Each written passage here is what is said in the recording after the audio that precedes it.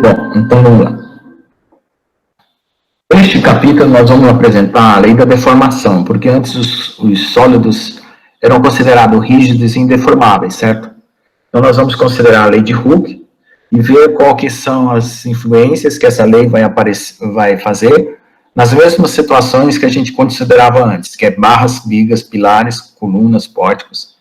E agora nós vamos poder perceber quais são as situações entre tensão, compressão, tensão tangencial, torção e flexão, que são as formas de carregamento que a gente pode ter durante um experimento, né, ou mesmo uma situação real, né, da engenharia.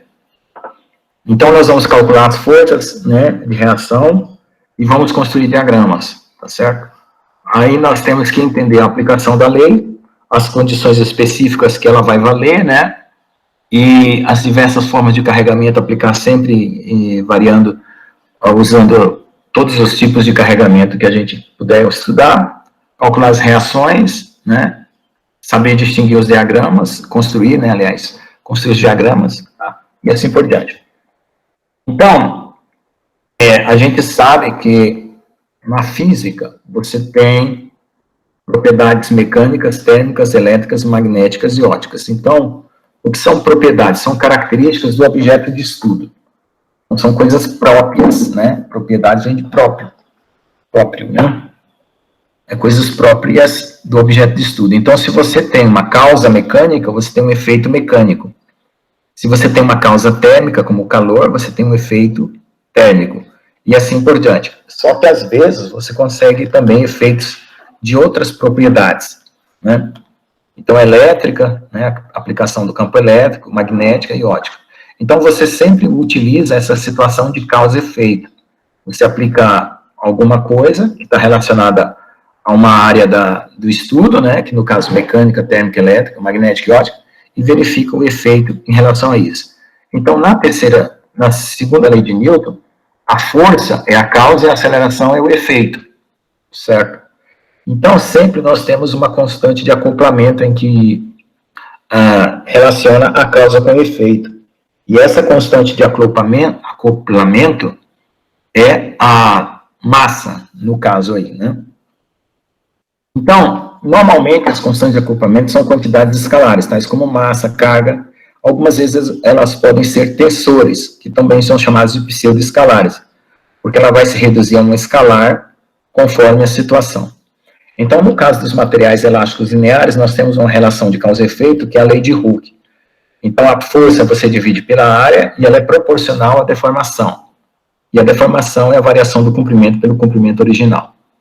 E aí, nesse caso, você define tensão, né, proporcional ao modo elástico, vezes a deformação, tá certo? E, espera só um pouquinho, deixa eu ver lá para frente, porque parece que... não, eu peguei a apostila certa. Pensei que eu tinha pegado a apostila errada. Voltando aqui, tá. Então, veja, dos sólidos nós podemos considerar o movimento também. Então, o momento linear é a massa vezes a velocidade. Só que um movimento especial que nós vamos considerar é a deformação. Então, não é um movimento de translação. Mas, em todo caso, você precisa sempre considerar o volume do sólido. Então, todas as quantidades que você estiver usando, você precisa derivar em relação ao volume. Por quê? Porque aí você está realmente dizendo que você está trabalhando com um sólido e não com uma partícula. E nesse caso, o momento linear, que é a derivada em relação ao volume da massa vezes a velocidade, vai se transformar na densidade vezes a velocidade. Então, a gente chama de JM, né? Ou densidade de momento, no caso, que é a densidade de massa vezes a velocidade. Então, essas quantidades, elas vão se alternar, né? Ou seja, uma hora, uma coisa que é chamada de densidade também pode ser considerada um fluxo, né? E assim por diante. A questão do conceito é conforme a situação. Então, no caso da segunda lei de Newton, você sabe que a força é derivada do momento linear no tempo. Então, você derivando o volume dos dois lados, você tem uma derivada no tempo, a derivada do volume, que você troca a ordem, né? Como a derivada do volume do momento você já conheceu da equação anterior, que é a densidade vezes a velocidade, então a força é a derivada no tempo da densidade vezes a velocidade. Vezes a velocidade. Só que a densidade sendo constante para o sólido, né, vai ficar a densidade vezes a aceleração.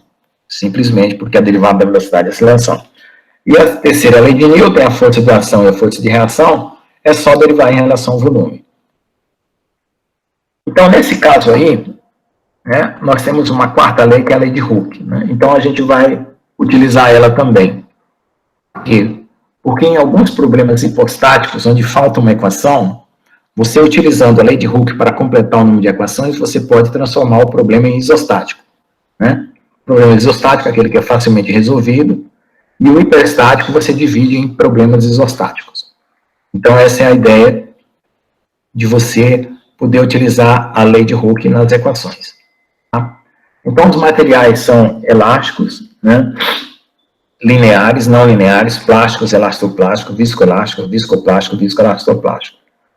Então, para resolver cada um deles, né, você vai precisar considerar uma coisa chamada equação constitutiva. Então, a equação constitutiva do material elástico linear não é a mesma do não linear, não é a mesma do plástico, nem do elastoplástico, nem do viscoelástico, nem do viscoplástico. Então, cada tipo de material vai ter sua equação de constituição, de consistência, né, ou constitutiva. Então, nós vamos trabalhar com a equação constitutiva, que é a lei de Hooke. É o que nós estamos lidando. Então, na pós-graduação, você utiliza outras equações para situações que não estão sendo explicadas aqui, como elástico não lineares, plástico, elastoplástico, assim por diante. A teoria da elasticidade, ela se desenvolveu durante a física clássica. O desenvolvimento da física clássica é até o século atrasado, né? Porque do século passado para cá, nós já cruzamos um século, né? Foi o desenvolvimento da física quântica, né? Então antes da teoria atômica de Dalton, você já começava a estudar essa questão de causa e efeito, né? E antes de conhecer que havia átomos, moléculas e assim por diante. Então, nesse sentido, a lei de Hooke foi estabelecida apenas como observação experimental. Ela não foi estudada a nível atômico, só depois, né? Então, a teoria da elasticidade, ela estuda o comportamento de material do ponto de vista de diversa formação elástica reversível até o limiar da fluência ou ruptura. Essa teoria possui um suporte fundamental na lei de Hooke. Então, exatamente essa forma como ela foi deduzida, que nós vamos ver aqui agora, né? Qual foi o experimento que o Hooke fez para concluir que a força era proporcional à deformação. Então, ele pegou dois corpos de comprimentos diferentes e aplicou a mesma força. Ele percebeu que se o corpo tinha metade do tamanho, a deformação era metade da deformação do outro corpo, né? Ou vice-versa, se o corpo tinha o dobro do tamanho do primeiro, a deformação era o dobro do tamanho. Então, ele pegou um corpo apenas variando o tamanho com a mesma área e mantendo a mesma força. Ele percebeu que quando esticava com a mesma força, o comprimento era maior para aquele corpo maior. Então, com isso, ele percebeu que a força era proporcional ao comprimento. Tá? Essa é a conclusão que está aqui na equação 920. Você está vendo bem aí, Nicolas? Estou vendo, professor. Dá para ver bem. Tá, eu estou marcando aqui qual foi a conclusão dele. Bom, como ele tinha uma relação entre comprimentos, então ele resolveu dividir o comprimento variado pelo comprimento original. E ele percebeu que quando ele dividia, dava o mesmo valor. Embora os corpos tivessem comprimentos diferentes, essa deformação por unidade de comprimento era a mesma. Então ele resolveu escrever força proporcional ΔL sobre L. Outro experimento que ele fez foi juntar dois corpos com a mesma área e mesmo comprimento, dobrando a área da seção transversal. Ele percebeu que ele precisava dobrar a força para manter a mesma deformação. Então, se ele tinha que manter a mesma deformação, ele tinha que dobrar a força. A conclusão disso é que o seguinte, se a área ficou dobrada, a força foi dobrada, e, portanto, a força é proporcional à área. Essa é a conclusão dele que está aqui. Bom, Agora, ele junta as duas situações. Ele sabe que a força é proporcional à área, né, e também proporcional à deformação ΔL sobre L. Aí o que ele faz? Bom, ele faz o seguinte, vamos agora pegar corpos diferentes, né? Uma barra de ferro, uma barra de cobre, sabe? Algo assim. Dois materiais diferentes, né? No caso aí, são materiais elásticos lineares, né? Até o limite de ruptura, um metal pode ser considerado um material elástico. Mas poderia ser uma cerâmica, né? Um vidro, uma cerâmica. Contanto que eles fossem de natureza diferente, no sentido de que eles tinham modos elásticos diferentes. O que aconteceu? Ele manteve o mesmo comprimento, a mesma área, e ele percebeu que só pelo fato de ele mudar o material, ele precisava mudar o valor da força. Então, ele concluiu que a força F1 era proporcional ao modo elástico E1. Portanto, a força F1 sendo proporcional à mesma área, comprimento e variação de comprimento, fazia com que... Está falando alto, Norberto? Fazia com que, no caso, a outra força fosse também proporcional à área ΔL2 sobre L2. Então, o que ele tinha que considerar? Né? Que apenas o modo elástico era a diferença entre eles, porque se ele dissesse que ΔL1 era igual a ΔL2 e L1 é igual a L2, ele estaria na mesma situação. Então, as forças só seriam diferentes por causa dos materiais. Aí ele deduziu essa equação da situação. E ele também descobriu como deveria calcular o modo elástico de um material, que seria força por comprimento. Então, para cada uma das três direções, né, do espaço, que um corpo sendo um bloco, você pode considerar, né, as deformações na direção x, y e z. Com isso, você constrói, né, um tensor normal. O que é um tensor normal? É quando a força está na mesma direção da área. Então, o índice é duplicado, II. Então, quando você puxa na superfície perpendicular, né, à direção da força, a normal vai ficar paralela à força e, portanto, você tem o que ele chama de tensão normal. Aí, o que acontece? Ele pega, ele chama de EI, o ΔLI, o E é o KI, que é a constante da mola, o comprimento dividido pela área, né? E ele reduz essa equação a sigma I, E, ou seja, tensão é o modo elástico vezes deformação. Bom, então a parte normal está resolvida. Agora vamos fazer a parte tangencial. A parte tangencial, ele pegou dois corpos de mesmo comprimento, mesma área, e forçou em uma direção com uma força tangencial e forçou na outra direção. O que ele percebeu? Ele percebeu que as forças eram proporcionais a variações relativas do comprimento, mesmo com a mesma área. Aí o que ele precisava fazer? Trocar as áreas e perceber que as áreas iam depender da força e que a força era proporcional à área como no experimento anterior. Mas se ele tinha o mesmo material, né, ele também tinha a mesma força. Aí o que ele precisava fazer? Novamente, trocar o material. Então, todos os passos anteriores foram repetidos e ele descobriu que a força tangencial era um coeficiente diferente do anterior, porém, proporcional à área, proporcional ao comprimento, só que agora os comprimentos eram cruzados, né? Veja que a força FI está relacionada com a variação ΔLI e a área AJ está relacionada com o comprimento LJ. Então, a força estaria na mesma direção do comprimento, porém a área estaria na variação do comprimento, e a área estaria na direção do outro comprimento. Então, com isso, ele separou todas as possíveis posições relativas de comprimento de uma relação ao outro, Lx com Ly, Ly com Lz, Lz com Ly. Definindo tensão tangencial, o cisalhamento, como sendo a força por unidade de área. Então, isso aqui faz com que a área troque de índice com a força. Ou seja, a força está sendo aplicada raspando, né, tangencialmente a área. Aí, considerando essa situação, né, o G, que é o módulo de cisalhamento, né, que é também o μ, Então, essa é só uma mudança de notação, de Mi para G, não quer dizer nada, todos os dois são modo de cisalhamento. A deformação é uma deformação angular, que é a variação do comprimento pelo comprimento perpendicular, né? Chegou numa relação T e J, tensão tangencial é módulo de cisalhamento vezes deformação tangencial. Então, com isso, ele elaborou as condições para estudar, né, os materiais elásticos lineares. Bom, agora vamos fazer o seguinte, vamos tentar pegar a mesma situação e analisar elas um pouquinho diferente. Ou seja, a gente sabe que a força é proporcional ao comprimento, está aí na figura, né?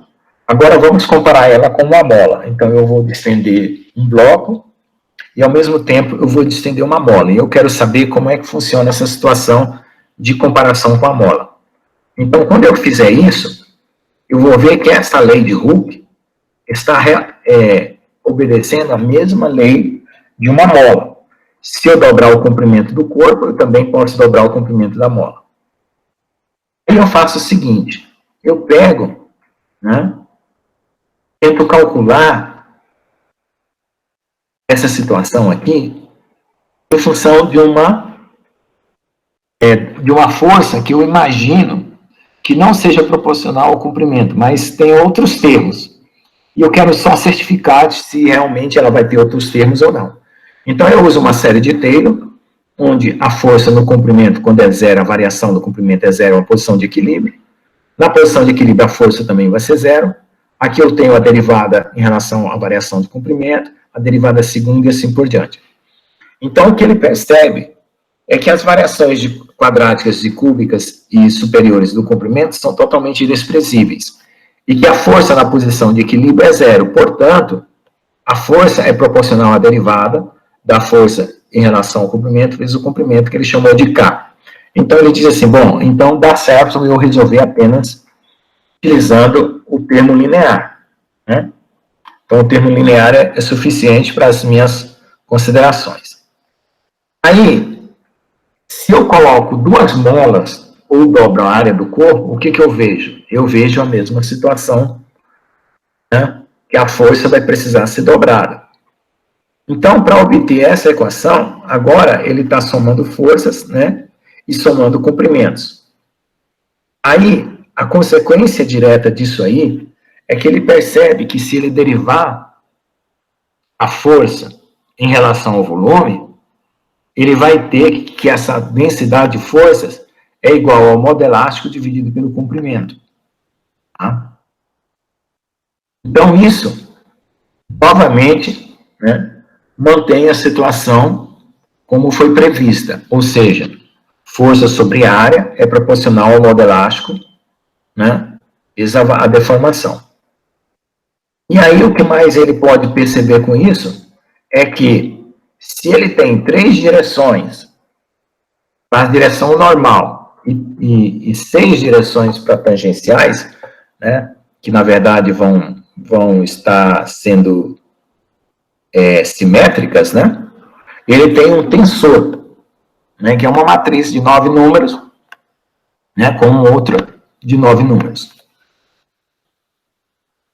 E as constantes vão depender da situação que ele está. Se ele está em cisalhamento, né, ou em tensão normal ou em cisalhamento. Ok? Então, vai ter as duas situações aí para ele considerar. Bom, dito isso, vamos tentar ver como seria a situação microscópica. Então, a gente sabe que os átomos estão formando uma rede, existe uma separação entre eles e existe um posto de potencial de uma energia de ligação. O que é preciso entender para que você relacione isso com uma bola? É que essa energia potencial, ela é parabólica. Por ser parabólica, né, a derivada é uma equação linear, certo? Então, essa derivada da energia potencial nas proximidades da ligação química, que pode ser aproximada por uma parábola, nos diz que a força nas proximidades, né, desse parâmetro de rede aqui, que é a separação entre eles, vai ser uma força proporcional ao comprimento. O que significa que o limite elástico, né, ele tem que ser muito grande, ele tem que ser, aliás, a força tem que ser muito grande para superar esse limite elástico, né? Logo depois desse comprimento aí, que é a separação de equilíbrio das forças, né? Então, aqui, ó, nós vemos como que é uma ligação de Van der Waals, por exemplo, aliás, Lennard-Jones, que são ligações para covalentes, né? Ligações covalentes. Na posição do equilíbrio, é possível aproximar por uma parábola, né? Aqui nós temos os estados das sobreposições significativas da posição dos átomos, e fazendo a derivada desse potencial, onde é uma curva, e você quer reproduzir ela por uma série, né, com várias derivadas, então, o que acontece? Você percebe que as outras derivadas vão se anular, e só vai ficar que a força é a derivada do potencial em relação à posição. Aí, com isso, né, ele descobre que o potencial em função da posição menos o potencial de equilíbrio, né, e os outros termos lá, ele consegue relacionar a constante da mola com a derivada segunda do potencial. Então, veja, a constante da mola é a derivada primeira da força, e aqui, para o potencial, é a derivada segunda. E a diferença entre a posição esticada e a posição não esticada é uma constante de mola vezes a posição menos a posição ao quadrado. Ou seja, é mesmo uma parábola, cuja derivada é menos K delta R. Então, R é a distância entre os átomos, a força é proporcional a K, e o K é a derivada segunda da energia potencial da ligação química. Então, se eu tenho uma energia potencial aqui, a força da mola é a derivada segunda dessa energia potencial dessa equação que está aqui. Bom, então ele conseguiu agora juntar a parte microscópica com a parte macroscópica, tá? Então, para isso, ele teve que idealizar um sólido que seja metálico, cerâmico, polímero, mas do tipo sólido harmônico, ou seja, que a aproximação é feita por molas. Então, ele imagina um sólido, né, cujos átomos estão ligados, né, por molas. E isso é suficiente para ele explicar as propriedades de deformação elástica do material, que é o sólido de Einstein. Tá? Agora, do ponto de vista da matemática, o que é possível você entender a respeito dessa relação entre tensão e deformação? Então, nós vimos que tensão ela pode ser normal, e a deformação também normal, e a tensão pode ser tangencial e a deformação tangencial. Então, nesse caso aí,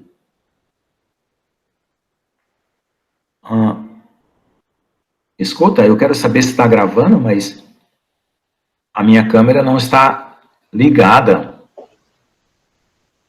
Mas tudo bem, vamos continuar. Espero. Não, tá gravando, mas não tá aparecendo câmera. É porque normalmente aparecia... Não, acho que não tem problema a câmera, não. Tá bom, vamos continuar. Então, o que ele pensa? Ele pensa o seguinte, que se eu tenho uma matriz, ela é um tensor de ordem 2, certo? E a deformação aqui, a tensão, né, é uma matriz de ordem, um tensor de ordem 2. E a deformação, um tensor de ordem 2. Então, para relacionar dois tensores de ordem 2, eu preciso de um tensor de ordem 4. Tá? Por quê? Porque segue a seguinte regra. Quando você multiplica uma ordem n por uma ordem r, você tem a ordem n menos r. Então, como aqui é 2, tem que ter 4, 4 menos 2, vai dar 2. Mas ele descobre também que existem simetrias. Por exemplo, se eu trocar a ordem dos índices, os valores não mudam. Certo? Então, ele vai reduzir essa matriz, reduzimos o número de elementos para 21, né? Porque aqui fica 3 vezes 3, 9, 3 vezes 9, 27, 27 vezes 3 dá quanto? 81, né? Isso, 81. Então, esse tensor aqui teria 81 elementos. Com simetria, ele consegue reduzir para 21, né? Aí ele sabe que na direção normal vale isso, na direção tangencial vale isso, então ele reduz ainda mais. Então, a única coisa que ele tem que lembrar agora é que ele tem que trabalhar com um material cúbico.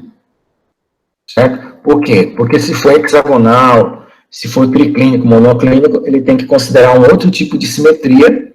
Portanto, essa simetria que ele está considerando aqui é só para materiais cúbicos. Então, vamos lá. Então, vamos manter essa matriz da seguinte maneira. Então, eu pego uma matriz que é 3 por 3, eu transformo ela numa matriz linha, que é num vetor, né? Como eu sei que tal YZ é igual a tal ZY, tal ZX é igual a tal XZ e tal XY é igual a tal YX, então reduz para 6. A deformação da mesma forma, e essa matriz fica sendo aqui 1, 2, 3, 4, 5, 6. 6 vezes 6, 36, né? 1, 2, 3, 4, 5, 6. 36, tá? Fica sendo 36 aí o número de constantes a ser determinado. Então, vamos considerar algumas coisas aqui. Por exemplo, consideremos elementos estruturais que sujeitam ao carregamento que atuam nas 3 direções coordenadas. Então, nós queremos agora olhar apenas as direções x, y, z com forças normais, né? Então, se a gente considerar esse cubo elementar do material aí, com essas arestas, nós vamos ter proporcional às tensões, às deformações. Então, sigma xx vai ter E, epsilon xx, mas vai ter menos E, epsilon yy e menos E, EZZ. Por quê? Porque esses dois aqui é a compressão, quando eu estou tracionando de um lado, eu estou comprimindo dos outros dois, das outras duas direções. Isso aqui é o efeito Poisson. Então, eu escrevo isso aqui para o efeito Poisson, né? Sabendo que a tensão é proporcional à deformação, mas os outros têm uma subtração de uma proporção que é menor, né? Por causa que o efeito Poisson ele reduz o tamanho da deformação. Se eu tiver o sigma y, o modo elástico vai aparecer na segunda posição, o efeito Poisson nas outras duas. E se eu tiver a terceira posição, o modo elástico vai aparecer na terceira posição e as outras duas efeito Poisson. Então, como é que fica isso na prática? Quando eu comprimir, as outras duas direções se distendem. Quando eu distender, as outras duas direções se comprimem. Na direção X, isso acontece na direção Y, né? Compressão, tração e compressão, e isso também acontece na direção Z. Então, essa mesma equação que está aqui, né? Ela está exemplificada no desenho que está sendo mostrado aí. Então, uma única equação representa essas 6 condições aí.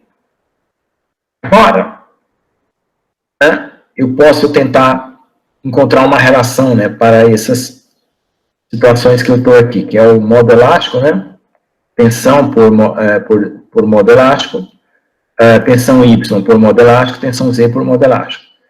E aí eu vejo o seguinte, que a minha matriz, que relaciona as tensões normais com as deformações normais, ela é uma matriz de 9 elementos, né? Então, ela ficou uma matriz de 2 por 2, com um vetor de 3 componentes e um vetor de 3 componentes.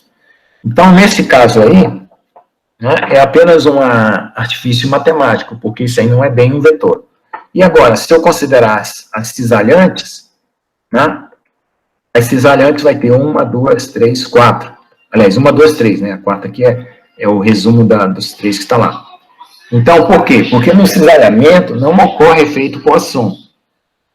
Então, eu vou considerar que a relação entre duas deformações perpendiculares define o coeficiente de Poisson, e aí eu monto aquela matriz de 36 elementos, 6 por 6. Por quê? Porque os outros elementos vão ser nulos, uma vez que eu já envolvi todas as tensões normais possíveis com todas esses alinhamentos possíveis. Então, o fato das tensões normais não depender do cisalhamento faz com que essa fila aqui seja zero. Né? E o fato do cisalhamento não depender das tensões normais faz com que essa fila aqui seja zero. E esses dois aqui é por quê? Porque quando eu estou cisalhando numa direção, eu não consigo cisalhar na outra, certo? Então, esses daqui é porque eu não consigo cisalhar na outra. Então, aí eu consigo descobrir qual é aquele tensor que eu tinha proposto lá no início, ó, o CJKL, certo? Esse tensor aqui. Então, agora eu descubro, né, que essa matriz, sendo 3 por 3, foi reduzida a um vetor, essa aqui foi reduzida a um vetor, e agora tem uma matriz 2 por 2. Eu reduzi uma ordem, reduzi uma ordem aqui. Então, aqui foi reduzido de 2 para 1, de 4 para 2, aliás, reduzi 2 ordens, aqui de 2 para 1. Então, a matriz ficou de 36 elementos, com vários elementos nulos. Então, isso vai dar conta de todos os problemas de tensão normal e tensão tangencial que eu tiver em um sólido. Tanto que se as tensões forem aplicadas ao mesmo tempo ou em separado. Isso não importa. Né? Vai envolver tensão normal e tensão tangencial.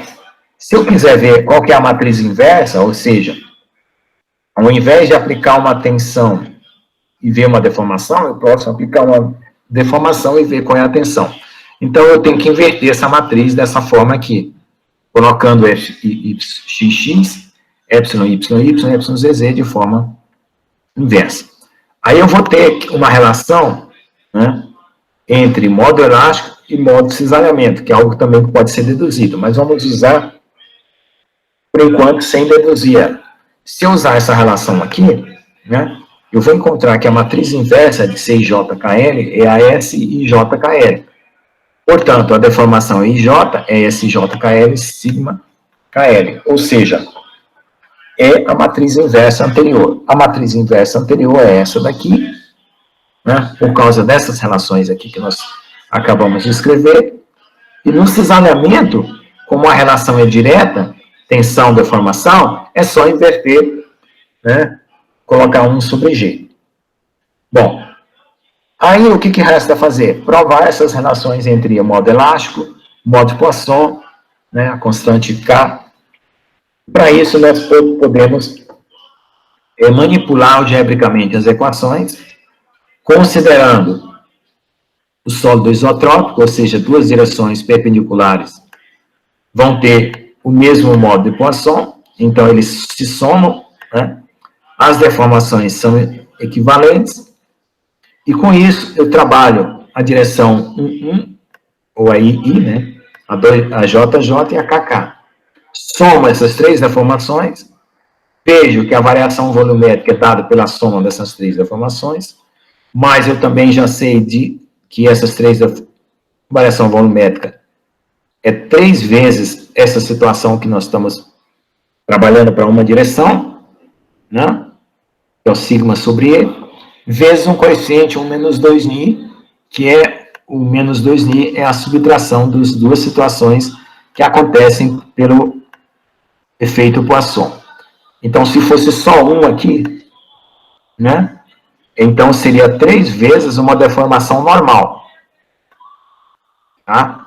Sigma sobre E. Mas não, mas tem que subtrair desses 3 vezes, de cada um termo dele, 1 menos 2ni, que o menos 2ni é devido ao efeito Poisson.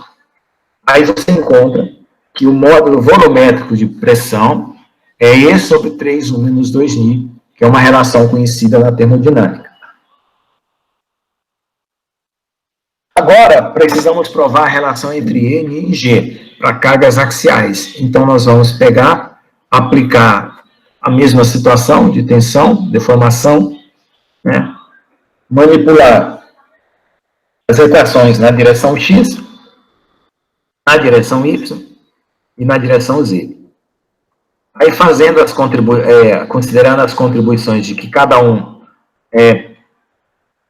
fornece em cada direção, né, uma de contribuição direta e outra indireta por causa do efeito do Poisson, né, nas 3 direções, você toma essas deformações totais, né, na direção X, Y e Z, separa aqui os termos colocando em evidência, faz mais uma consideração matemática para as forças aplicadas nas 3 direções, e você consegue, por substituição de equação, dividindo e manuseando, né, encontrar que o modo de cisalhamento é o modo elástico dividido por 2, 1 mais I. Então, isso aqui é só manipulação algébrica mesmo, não tem segredo não, é só tentando separar os termos e eliminar os termos que não vão ser considerados, que são as tensões e as deformações, para deixar o modo elástico e o modo de cisalhamento dependente um do outro, usando apenas o coeficiente de Poisson. Bom, aí agora é o seguinte, nós temos analisado a lei de Hooke, né, as propriedades de modo elástico e modo de cisalhamento, a relação entre eles, modo de Poisson, e agora nós precisamos dar uma olhada na quantidade de energia que o material é capaz de armazenar. Então, a gente sabe que o material, antes de romper, ele tem uma parte elástica e uma parte plástica, certo? Então, se nós considerarmos só a parte elástica, nós podemos calcular essa energia de deformação, né, quando é tensionada as ligações químicas. É possível que possa aparecer uma ruptura das ligações no meio, né? Pode ser que isso seja uma trinca, mas vamos considerar que essa deformação ela não chegou a romper. Então, até o limite elástico, qual é a energia armazenada? Então, a energia armazenada é a área sobre essa curva aqui. Então, eu tenho que integrar essa curva sigma dE.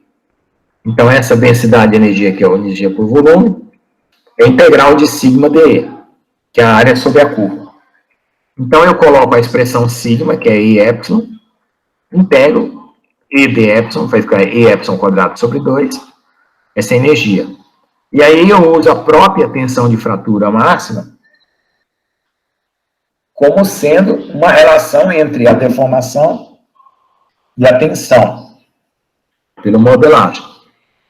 Eu substituo dentro dessa equação que acabamos de deduzir, e eu descubro que a densidade de energia em termos da deformação é E epsilon máximo ao quadrado sobre 2, e em termos da tensão é a tensão máxima ao quadrado sobre 2E. Tá? Então, essa é a densidade de energia para um material elástico linear. Aí, o que fica faltando? Como essa é uma energia por volume, se eu multiplicar por volume do corpo, eu vou ter energia total. Bom, então agora vamos tentar estudar o comportamento de um corpo sólido, sabendo de tudo isso que nós já fizemos. A lei de Hooke, né, que existe um modo elástico e um modo de cisalhamento para tensões normais tangenciais, sabemos a relação entre eles, sabemos do efeito de Poisson e assim por diante. Então, no caso, quando a gente estuda um corpo, a gente aplica uma força oblíqua e tem componentes de tensão normal e tangencial que são decompostas nesse sistema de coordenada em cima do corpo. Né? Então, tem um sistema de coordenada fora do corpo e outro em cima do corpo. Normalmente, quando a gente estiver fazendo esse tipo de experimento, a gente vai usar um corpo já padronizado, né, numa máquina de ensaio e assim por diante. Mas, de forma geral, o que dá para a gente entender dessa situação? Vamos ver lá. A gente vai perceber o seguinte, que essa atração, né, que é aquela força na mesma direção da área, ela vai atuar provocando alongamento. A compressão, ela vai produzir uma redução no corpo na direção da força, da aplicação da força. A flexão, ela vai produzir uma deformação do corpo no eixo perpendicular.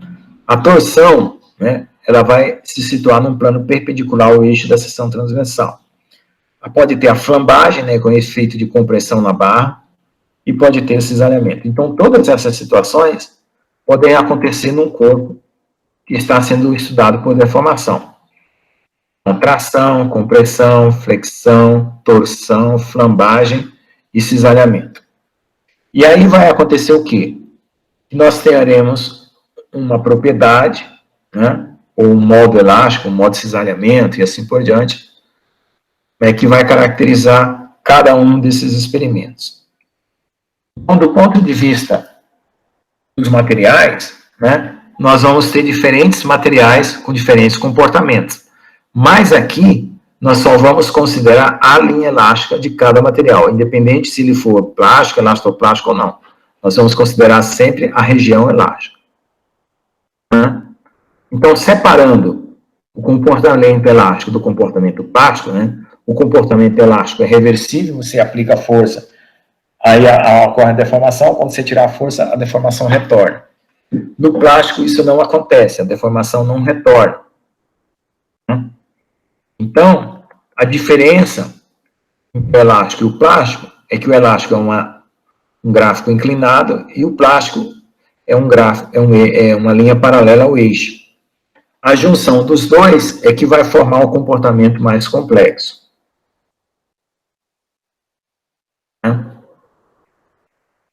Então, nós precisamos agora saber quando que você tem o limite de escoamento, ou seja, a partir de que ponto você considera que é plástico, a partir de que ponto você considera que é elástico. Então, a gente tem, por norma, utilizar 0,2% da deformação. Então, P é 0,002, tá? Então, você vai até uma linha, certo? No 2%, você traça uma paralela aqui, né? Essa aqui vai ser a tensão de disfluência, e nesse eixo aqui, na parte aqui, você vai considerar o limite elástico, né? E subtraindo esse triângulo que forma entre essa paralela que você traçou, a primeira linha, dessa área toda, você vai ter a área correspondente ao modo elástico, né, que é a inclinação aqui, que é a região elástica do corpo. Então, quando começar a escoar, né, até um determinado limite, você tem, pela subtração dessas duas áreas, a diferenciação entre elástico, região elástica e região plástica.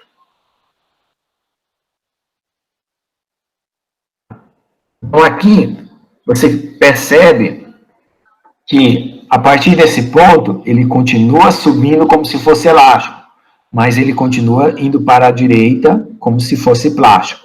Então, ainda nessa situação aqui, embora embaixo só tenha elasticidade pura, aqui tem uma elasticidade misturada com uma plasticidade que você tem que separar. Então, é por isso que esse triângulo de baixo aqui, ó, não tem a mesma área desse triângulo aqui. Então, para você subtrair toda a parte elástica desse comportamento, você tem que considerar esse triângulo aqui, tá? Para suas contas ficarem corretas. Bom, então essa é a parte de lei da elasticidade. Nós temos, tá? Agora nós temos exercícios que a gente vai ser colocado na forma de formulário para vocês resolverem. Tá bom? E depois nós vamos começar a analisar casos, né, na próxima aula, casos de tensão e deformação para situações específicas, como barras submetidas à força normal. Né? Então, na próxima aula, a gente vai fazer o estudo de força normal, certo? O estudo de força tangencial, na sequência.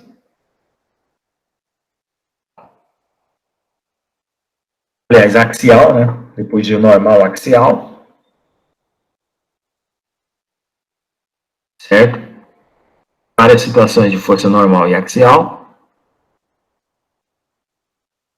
Tá? Na próxima aula a gente vê isso. A gente poder calcular tanto a força quanto a deformação. E aí nós vamos passar para cisalhamento, torção, né, flexão e assim por diante. Ok? Então, hoje é só, né?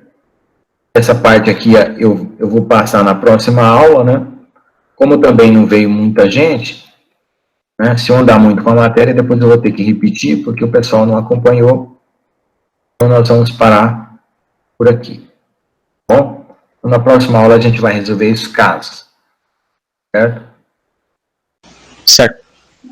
Obrigado, Nicolas. Dá uma olhada, porque lá tem aulas mais detalhadas do que essas, que eu já coloquei lá de cursos que eu já dei na pós-graduação. Se por acaso algum conceito não ficou claro aqui, tem outras aulas lá que você pode assistir. Aham. Eu tenho que abrir, né? Que eu atrasei essas semanas aí também. Mas tentem voltar, chegar na aula no horário, tá bom? Porque Não, no horário. é que é o seguinte, aqui vocês têm aula de físico-química, não é isso? Ou ainda ou já parou? Porque pro segundo semestre tinha que começar 1h30. Eu acho que é da turma A, não é? Não sei. É? Vocês não têm nada antes da 1h30? Aliás, antes das 3h30? Porque no horário lá eu tô bem perdido. As duas turmas no horário tem que começar 1h30, tanto na quarta quanto na sexta. A Cassiana disse que a gente não tem. Não tem nada. Então aí fica a critério de vocês. Se vocês acharem melhor começar na quarta-feira 1h30, aí fica padronizado 1h30 na quarta e 1h30 na sexta, porque na sexta já é 1h30. No primeiro semestre era 15h20, então eu estou usando os horários do primeiro semestre. Mas se vocês quiserem nada antes, quiser começar pode começar de vocês. Tá bom? A gente então, vai perguntar qual que fica melhor pro senhor também. Tá. Tudo bem, mas converse com vocês, depois me avise se for o caso, a gente começa mais cedo. Tá bom? Beleza. Tá, obrigado. Vou parar aqui, postar o vídeo lá, e vocês têm outras aulas também. Essa é só a parte de elasticidade, agora nós vamos resolver caso a caso. Tchau, beleza. Tchau. Até semana que vem. Até.